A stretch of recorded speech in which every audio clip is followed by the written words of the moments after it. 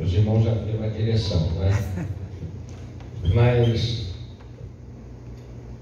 durante 31 anos eu pastoreei a Igreja Batista da Liberdade.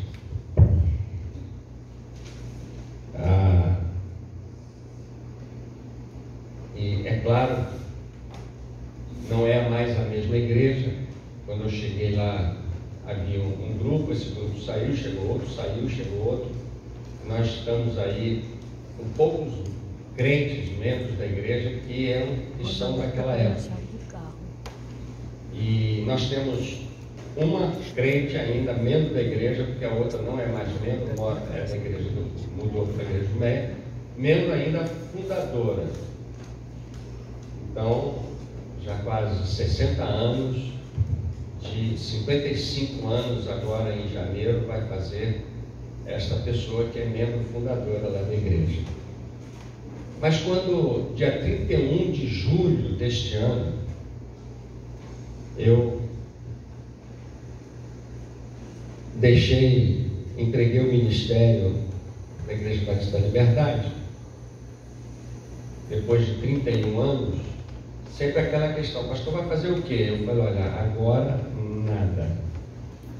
Então, quase 2 meses, eu simplesmente fiquei a ver navios para onde o vento me levasse. Então, eu precisava de uma igreja. Na minha cabeça, funcionou o seguinte: as igrejas que eu tenho mais afinidade.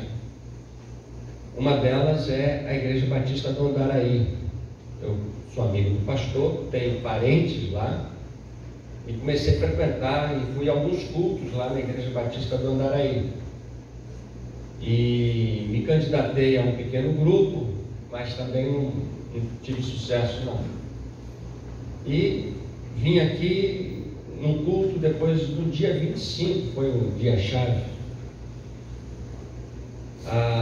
Dia 25 de setembro, nós viemos ao culto e a minha esposa veio com a Glaucieide, veio com uma bolsa pequena e não trouxe a garrafinha de água, que ela bebe água o dia inteiro, toda hora. E ela falou: estou com sede. Eu falei: vai beber água. E ela saiu para beber água e não viu o degrau lá embaixo, caiu de joelho. E ela então, ela estava demorando, e eu pensei assim: ela encontrou alguma amiga lá embaixo, Eu pensei até na Ilana, de repente ela encontrou a Ilana, estão lá batendo papo. E ela então lesionou o joelho. Mas Deus, nos pequenos detalhes, providenciou logo uma cadeira de roda, mas providenciou uma tala, para imobilizar a perna esquerda. O irmão está aí. E providenciou também uma pessoa que fizesse a fisioterapia. Vários recursos foram surgindo em torno disso. E somos gratos a Deus pela igreja do Maracanã e pela igreja Batista e pelos recursos que Deus fez. Ela fez 2 sessões de fisioterapia e já está andando sem as muletas. Hoje ela viria aqui de manhã, mas só que eu tenho 2 sócios que usam o meu carro. E eu tinha pedido para o outro sócio que estava com o carro, e de repente o outro falou: eu preciso do carro para domingo. Eu falei: tá, preciso do carro para domingo. Mas dia 25 foi um dia chave, foi o dia que Deus nos deu a oportunidade de ver como Ele age nos pequenos detalhes, cuidando da nossa vida. E dia 25, quem foi que pregou? Pastor Sandro. Antes disso, eu já tinha me apresentado ao SIM para participar do SIM. Estou dentro do processo, estou dentro do processo.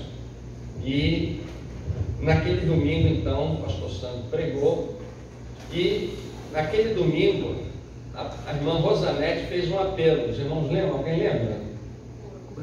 Um apelo de vozes masculinas para o coro, para a cantata de Natal. Eu cheguei em casa e falei com a Glaucieide: olha, eu vou me empenhar. Meu projeto de Natal, eu não sei o que vai acontecer em Natal, se eu vou para Três Rios, onde meu filho sempre vai, para casa lá em Três Rios, ou se eu fico aqui, mas eu vou me empenhar para a cantada de Natal, vai ser meu projeto. Ela, tá bom, vamos cantar.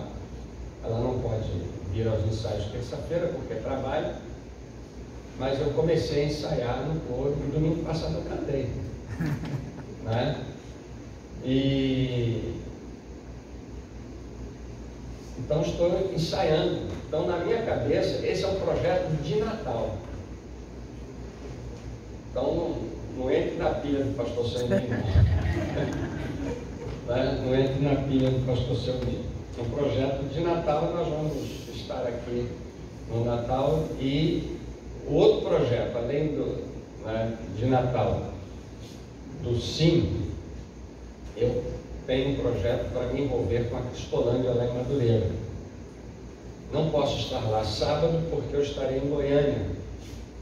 Estarei em Goiânia, férias da minha esposa, meus familiares da minha esposa é lá de Goiânia, estaremos lá em Goiânia. Então viajo nessa quarta-feira, volto na outra quarta-feira. Também não estarei no dia 25 no ensaio de Natal aqui do coro, né? Vou faltar, eu não sei quantas faltas eu posso ter antes de ser desligado, né? E então nós vamos estar aqui. E agora, pastor Somi, não é vulgarmente chamado tio da Bia. Bia é muito importante. Eu fico muito feliz de ser tio da Bia.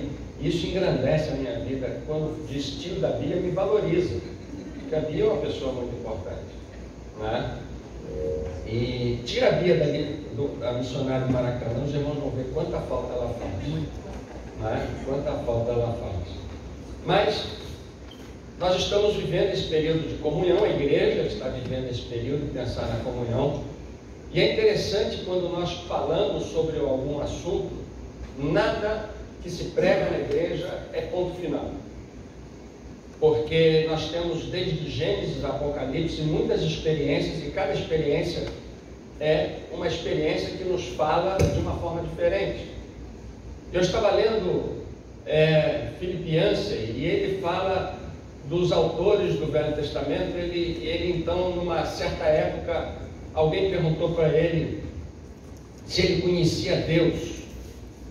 E ele fez essa pergunta na igreja: você conhece a Deus? Eu faço essa pergunta: você conhece a Deus? E a gente fica imaginando que uma série de itens, não é? Eu conheço Deus por causa disso, disso. Mas na verdade Deus é experiência, Deus é vida. E nós conhecemos Deus pela experiência que nós temos. E os nomes da Bíblia são nomes que tiveram experiências boas, experiências ruins, e assim nós podemos conhecer Deus através da experiência, tanto que nós encontramos Deus se apresentando ao povo com diversos nomes: o Deus que cura, o Deus que salva, o Deus isso, o Deus aquilo, o Deus de paz. E é porque nós temos experiências. E eu quero lembrar de uma experiência vivida. Eu creio, eu não estava aqui, mas em julho, na época de missões urbanas, a igreja fez campanha, né? Os irmãos lembram do tema da... Só Jesus salva. Não, esse é divisa. Esse é o Missões Nacionais. Unidos, tá vendo? Unidos Gerações, né? Salva a memória da gente aí. Unidos. Mas eu creio que é muito importante nós pensarmos em termos da Convenção Batista Carioca, unidos, pensar nas igrejas. Mas quando nós olhamos para a igreja missionária de Maracanã, nós precisamos dar um passo a mais. Além de estarmos unidos, nós precisamos da comunhão, que é um passo a mais. Aí, para exercitar a nossa memória, né? Os irmãos lembram da divisa? Atos 4, 32. Os irmãos podem abrir a Bíblia, que eu sei que foi difícil lembrar, né? Atos 4, 32. E então vai ser difícil lembrar. Eu também, apesar de ser um texto que eu gosto muito, né? Atos 4:32, pastor Marcelo lembrou pelo menos Atos 4. Da multidão dos que creram, uma era a mente e um o coração. Ninguém considerava unicamente sua coisa alguma que possuísse, mas compartilhavam tudo o que tinham. Vamos ver o 33 também. Compartilharam tudo o que tinham com grande poder. Os apóstolos continuavam a testemunhar da ressurreição do Senhor Jesus Cristo, e a grandiosa graça estava sobre todos eles. A igreja estava experimentando uma explosão espiritual muito grande. Então esta é uma experiência que nós precisamos olhar quando pensamos em comunhão, pensamos em evangelismo, pensamos em uma série de movimentos da igreja, né? Pensamos na Adoralândia, isso, né? Nós podemos olhar para esse texto. E é interessante nós pensarmos que comunhão, esses irmãos estavam colocando aqui o texto de Lucas, que escreveu o livro de Atos, nos coloca a comunhão com uma outra palavra, uma outra roupagem, uma outra visão. Ele diz o seguinte: eles tinham tudo em comum. Então é importante, né? Ninguém considerava nada unicamente seu, porque o que possuísse, compartilhavam tudo o que tinham, porque eles tinham uma vida comum. Então, comunhão, apesar de sermos bonzinhos, apesar de termos boas intenções, a igreja nos fortalece porque temos uma vida comum. Então, uma igreja cheia do Espírito Santo, é outra pergunta interessante para nós respondermos. Uma pessoa cheia do Espírito Santo faz o quê? Tem uma vida comum. É uma das coisas, né?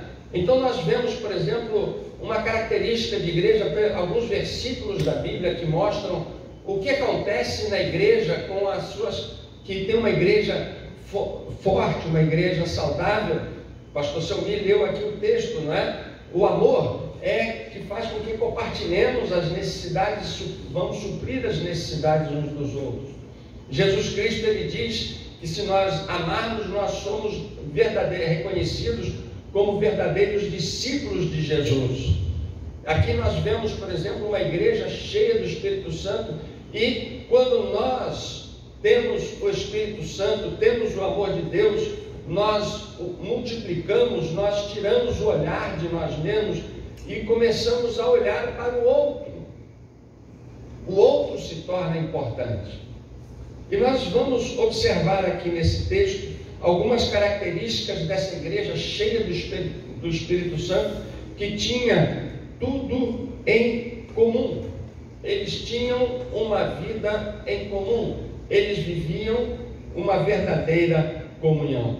Eles estavam unidos de tal forma que a vida se tornou comum. E é interessante nós olharmos essas características. Eu quero convidar os irmãos a pensar nesse aspecto que nos fortalece. E é interessante que quando pensamos de vida cristã, não existe nada que nos force a ter uma vida cristã. Os irmãos têm que ter comunhão, os irmãos têm que ter aquilo, têm que ter aquilo outro, porque a vida cristã vem de dentro para fora. E esses irmãos, eles estavam cheios do Espírito Santo, o coração movidos pelo Espírito Santo, e eles conseguiram viver este momento especial da vida da igreja. Então nós queremos, em primeiro lugar, ver que eles viviam unidos de coração. O coração estava unido. Quando nós colocamos o coração em alguma coisa, algo, não é, se torna muito especial. Quando você trabalha naquilo que você gosta, naquilo que você ama, quando você faz aquilo que você ama, o seu coração está voltado para aquilo. Quando você ama uma pessoa, o seu coração está voltado para aquela pessoa. E quando nós temos esta união de coração, nosso coração está, quando estamos unidos com o coração, nós então vamos observar que todos amam a mesma coisa. Diz o texto aqui que era o coração e a alma da multidão. Era o coração. Esta expressão então mostra uma união afetuosa, amorosa. Era uma união de amor que estava reinando ali. Então, uma igreja cheia do Espírito Santo, que tem o coração, isso quer dizer que todos amam do mesmo jeito. Então, por outro lado, a desunião é a ausência deste ardor do Espírito Santo, deste amor presente no coração das pessoas. E nós vemos Paulo reclamando mais tarde da igreja, que havia desunião na igreja, ele chamando a atenção para que a igreja estivesse unida. E se Pedro não tomasse cuidado aqui, haveria um racha naquela igreja naqueles dias. Porque Ananias e Safira, eles mentiram para o Espírito Santo, ou tentaram mentir para o Espírito Santo. Então era o coração, não havia egoísmo, todos estavam disponíveis de coração, com o coração disponível, e Deus podia usar dentro das necessidades que surgiram, dentro das realidades que estavam surgindo. E é muito interessante que quando nós estamos disponíveis a Deus, Deus começa a usar os nossos corações. Eu lembro, dia 25, as pessoas estavam disponíveis, as pessoas que estavam disponíveis e Deus estava usando. Logo apareceram várias oportunidades para nós tratarmos da Glauciate, dia 25, e eu cheguei em casa e falei assim: Deus está no controle. Você viu quantas oportunidades? Deus está no controle. Então Deus, quando nós temos o nosso coração disponível, Ele vai colocar, vai nos dar a oportunidade de trabalhar. Aquela palavra, aquele abraço, aquela ligação, aquele sorriso, qualquer coisa que nós possamos fazer. Eu lembro de uma senhora que estava em casa certa vez e deu um comichão no seu coração. Ela estava orando e deu vontade de orar por uma pessoa. Ela começou a orar por essa pessoa e essa senhora então resolveu fazer uma outra coisa. Não, orar não é suficiente, eu vou lá naquela casa. E chegando lá, aquela outra senhora precisava ardentemente da presença de um membro da igreja lá na sua casa. Um momento de coração, um momento de sofrimento muito grande. É isso que Deus faz. Então ali estava aquela igreja suprindo uns aos outros, e não era um cuidado somente financeiro e material, mas era a vida que estava sendo cuidada, a vida de uns para com os outros. Isso era uma vida comum, era o coração.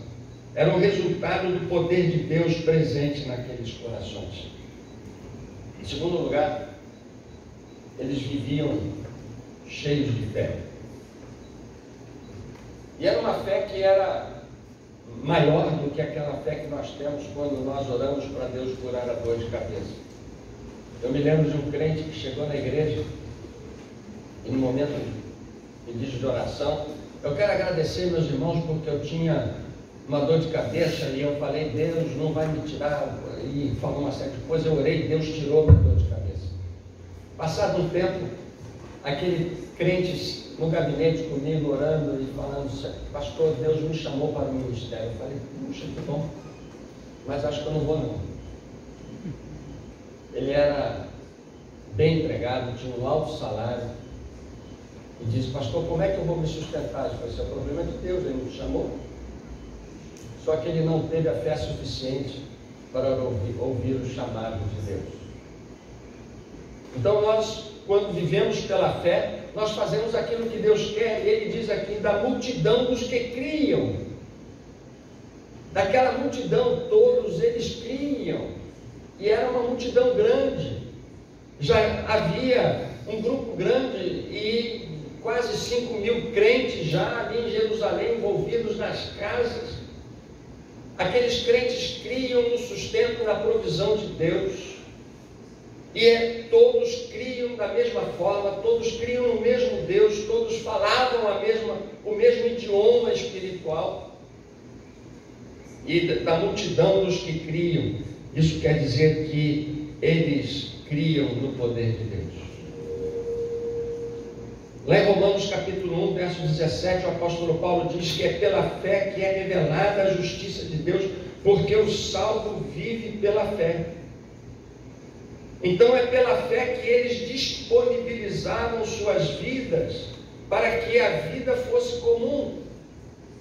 É pela fé que nós entendemos, né, que nós precisamos evangelizar essas crianças. E o tempo que nós gastamos aqui, que nós gastamos não, eu não gosto de usar a palavra gastamos, porque embora ela venha sempre, o tempo que foi usado aqui para falar a estas crianças é um tempo que não tem preço, que não tem nada que pague este tempo, porque o mundo está investindo nas crianças para o mal. E nós usamos pouco tempo para falar às crianças. E é importante porque nós cremos que Deus vai usar as nossas vidas para tocar os corações, para sermos usados para os corações. E nós, é pela fé que nós nos disponibilizamos. Eu vou ser uma bênção. Eu vou lá no Brincadolândia. Eu ainda vou acertar. E eu vou ser uma bênção. Mas o que você fez lá? Eu não sei o que eu fiz. Eu só orei com uma pessoa, uma criança. A criança estava lá. Eu orei com aquela criança. Talvez você não saiba o resultado desta oração na vida desta criança. Porque quando nós estamos disponíveis e cremos no poder de Deus, qualquer que seja a nossa ação, é o Espírito Santo que está nos conduzindo e nós não temos alcance do poder de Deus que passou pela nossa vida e alcançou a vida de alguém. Isso quer dizer que nós todos temos uma vida comum, porque cremos todos que Deus pode nos usar. Estavam unidos pela fé, porque tinham o mesmo resultado do poder de Deus em suas vidas. Todos estavam felizes, porque estavam servindo uns aos outros. Eles criam que porque estavam cheios do Espírito de Deus, do poder de Deus. Estavam cheios do poder de Deus, porque criam. Então isso é importante. Era uma igreja unida, é uma igreja que tinha tudo em comum, porque eles criam no mesmo Deus, no mesmo Senhor. Em terceiro lugar, eles viviam com um Senhor apenas. Isso é muito importante. Porque diz o texto aqui que nada do que eles possuíam era seu. Isso aqui gera um certo conflito, porque Deus nos deu uma condição de vida que é a propriedade. A propriedade é um dom de Deus.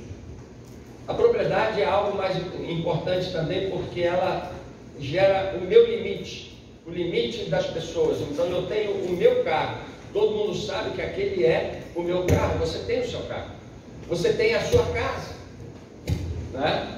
Então todo mundo sabe que atrás daquela porta mora aquela família. Então são os limites que nós temos. Isso é importante. Mas às vezes muitas pessoas levam isso a sério demais. Isso é meu, ninguém tira. Não, mas nós precisamos de oferta de missões nacionais. Não é meu, não é? Então nós trocamos aquilo que é meu por aquilo que é de Deus. O que é de Deus eu já dei lá. Agora isso aqui é meu. Se eu não der, vai me faltar, vai me fazer falta. Agora, se você olhar essa igreja cheia do Espírito Santo, eles não tinham essa preocupação de que alguma coisa fosse lhes faltar. Eles diziam que Deus é Senhor das suas vidas, porque nada daquilo pertencia a eles, porque pertencia a Deus. Eles continuavam com suas casas, eles continuavam, eu ia dizer com seus carros, mas naquela época não tinha carro. Eles continuavam com seus patrimônios, e eles tinham oportunidade, e diziam que eles tinham condição de disponibilizar os seus bens. Então não é algo que eles, não era a metade, ó, isso aqui é de Deus, isso aqui é meu. Não era isso. Tudo era de Deus. Se nós lermos um pouco mais, nós vamos ver, por exemplo, Ananias e Safira, que venderam, que eles ficaram impressionados com Barnabé. E José, um levita de Chipre, a quem os apóstolos deram o nome de Barnabé, que significava encorajador, e ele vendeu, foi lá, deu uma oferta grande. E às vezes a gente fica impressionado, com aquela oferta grande, mas não fica impressionado com a oferta grande, não. E aí eu fico imaginando que Ananias e Safira chegaram em casa, mulher, a gente não deu nada, vamos fazer o seguinte, a gente tem aquela casinha lá em Cabo Frio, a gente quase não vai lá mesmo, vamos vender. Eles venderam até rápido, e pegaram aquele dinheiro que não era muito, falou, a gente está precisando, fazer uma fisioterapia, a gente está precisando, vamos dar só metade. Então o problema não foi dar a metade, foi dar aquilo que eles estavam dizendo, isso aqui é de Deus, mas eles retiveram, eles disseram, isso aqui é meu, a outra parte é meu. E Pedro então falou, olha, vocês estão mentindo ao Espírito Santo, não faça isso não. É claro que eu posso ter, olha, eu vou disponibilizar esta parte, mas sabendo que Deus vai suprir a minha vida, porque eu estou vivendo de uma tal forma que tudo pertence a Deus, e numa igreja onde tudo pertence a Deus, em que todos pertencem a Deus, nós não temos necessidade, porque o nosso desejo é sempre servir. O poder desta união mostra esse desapego do meu para dizer a Deus que isso é seu. Não é para entregar todos os meus bens, porque senão eu seria o próximo necessitado. Ó, eu entreguei tudo que eu tenho. E aí o pastor fala assim, pode sentar? Não, eu não posso sentar, porque agora o próximo necessitado sou eu. Diz o texto aqui, que é uma coisa muito interessante, que eles entregaram os seus bens para suprir as necessidades. A necessidade estava relacionada e eles estavam então disponíveis, eles estavam animados porque eles tinham, numa vida comum, o que oferecer para suprir a necessidade dos outros irmãos. O que é que você tem para suprir a necessidade dos outros irmãos? Pode ser um abraço, pode ser que sábado você venha separar um tempo para ir a Cristolândia, lá em Madureira. Os irmãos não sabem como aquelas pessoas são carentes. Como aquelas pessoas são carentes. A Igreja Batista da Liberdade começou na Cristolândia quando ela começou lá na Central. Os irmãos não sabem como aquelas pessoas são carentes. E eu me lembro de um membro da igreja que foi trabalhar lá na Cristolândia, lá na Central, e ela chegou chorando lá na igreja, porque saiu com uma missionária da Cristolândia, e chegou na rua, tinha lá uma mulher suja, pedindo dinheiro, sentada lá na calçada. E ela deu a volta e passou e foi embora. Quando olhou para trás, a missionária estava lá sentada no chão falando com aquela mulher. E ela falou, mas o que você está fazendo? Ela falou, Deus me chamou para isso. Eu entreguei minha vida para Deus, para que Deus pudesse me usar, e levou aquela mulher de volta para a Cristolândia. Eu não sei o final dela, mas marcou a vida daquela outra senhora, membro da Igreja da Liberdade, porque ela não estava disponível a Deus. Quando nós estamos disponíveis a Deus, nós temos em Deus um único Senhor. Somos como Jesus.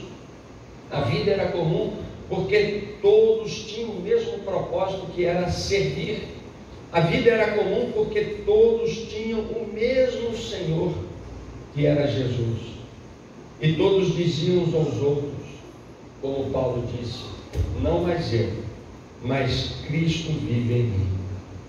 Então viviam orientados ao pé da letra, orientados por Jesus, porque Jesus disse, se alguém quiser vir a mim, negue-se a si mesmo, negue o seu eu e ofereça e diga ao Senhor: isto é seu.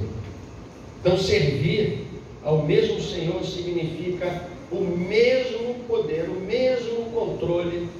Significa que nada vai faltar, não somente na Igreja Batista Missionária do Maracanã, mas no reino de Deus, porque a igreja estará disponível para a Cristolândia, estará disponível para missões Rio, para missões nacionais, missões mundiais, estará disponível para onde houver uma necessidade e Deus tocar no coração da igreja para que a coisa possa fluir de uma forma, porque nós temos uma vida comum. Nós temos uma vida comum. Deus é o Senhor, Jesus é o Senhor de todos e todos estão disponíveis ao Senhor. Então, servir ao mesmo Senhor significa o mesmo poder presente nos corações. Em quarto lugar, assim encerramos, eles viviam cheios do Espírito Santo. Todos foram cheios do Espírito Santo. O poder foi tão grande que tremeu o lugar onde eles estavam reunidos. Então foi possível viver com poder cheios de fé e com apenas um Senhor, porque viviam cheios do Espírito Santo. Uma igreja que é cheia do Espírito Santo, ela faz como aquela igreja que com ousadia pregavam o Evangelho. Estavam sendo perseguidos e eles falaram: olha Senhor, oraram, olha Senhor, por esta perseguição, e nos deu ousadia para pregar o Evangelho. Nós precisamos de ousadia para pregar, porque o fim dos tempos está chegando, ou pelo menos parece que está perto, né? Quando a palavra de Deus vai ser proibida de pregar. Pelo menos para nós, em alguns lugares do mundo, não se pode pregar o Evangelho. Porque quando há uma conversão em alguns lugares do mundo, essa pessoa tem um risco de vida. Tem um risco de vida. E é importante que você possa, então, pensar de uma vida cheia do Espírito Santo. Uma vida cheia do Espírito Santo é uma vida que serve. Nós temos, por exemplo, em Efésios dizendo: visando o aperfeiçoamento dos santos para o desempenho do serviço na igreja. Lá em Pedro ele diz: sirvam uns aos outros com o dom que recebeu. Então, o resultado da presença do Espírito Santo é uma vida de testemunho eficaz, mas principalmente é uma vida de serviço. Uma vida de serviço. Que possamos ter essa vida de serviço. Eu quero lembrar um fato que aconteceu aqui perto, quando pegou fogo, onde é que eu estou, né? No Hospital Badim, e eu acompanhando os noticiários, a vizinhança, não sei se algum membro da igreja aqui ajudou, eles desceram dos seus prédios, eles vieram e água, e coberta, e roupa para aquelas pessoas que estavam na rua, eram doentes, estavam na rua. E alguém foi entrevistado e falou: estamos aqui unidos para ajudar essas pessoas. Só que o problema foi resolvido, cada um foi para a sua casa. Na igreja, as necessidades, elas acontecem e nós somos movimentados por elas, como ontem, como sábado próximo. Mas só que a vida comum não acaba. Nós vamos para as nossas casas, mas a vida comum da Igreja Batista Missionária do Maracanã continua, porque continuamos orando uns pelos outros, continuamos com o desejo de suprir a necessidade uns dos outros. Desejamos participar deste momento muito especial, porque nós vamos ter uma vida com um só coração, que nos torna uma vida comum. Uma vida com uma só fé, como fala Paulo lá em Efésios. Nós temos uma vida com apenas um Senhor, por isso que tudo era comum. Nós temos uma vida cheia do Espírito Santo. Por isso podemos cantar: é o teu povo aqui presente, todos numa só voz, declarando que só tu és grande. E aí termina este hino, né? Dentre todas as coisas, tu és o verdadeiro Senhor. Possamos viver esta comunhão, essa vida comum. Que a nossa vida seja uma vida disponível ao Senhor para servir, para vivermos em comunhão. Que nós vamos cantar, que Deus possa nos abençoar nesse momento.